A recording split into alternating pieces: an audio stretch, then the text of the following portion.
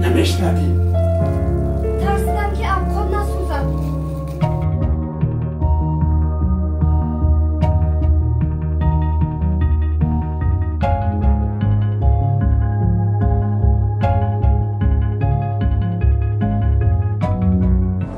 Домашнее насилие имеет 4 вида насилия. Это экономическое, сексуальное, физическое и психологическое насилие.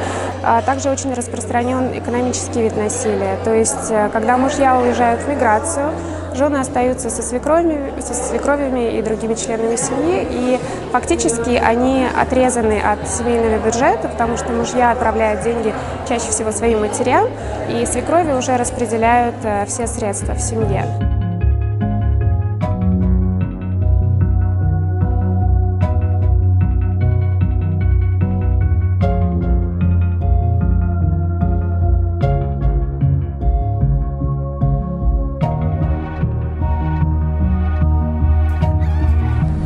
Мне 45 лет, развелись мы 15 лет назад.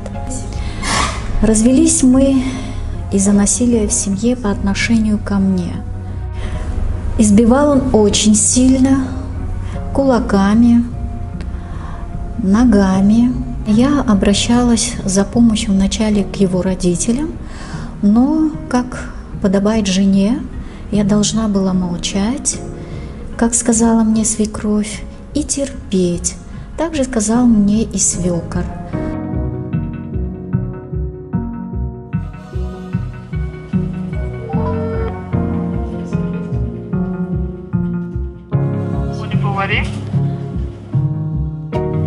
Поэтому такого рода акции, они рассчитаны прежде всего на повышение осведомленности об этой проблеме и в том числе о том, что есть выход и каковы услуги в нашей стране со стороны госструктур и общественных организаций.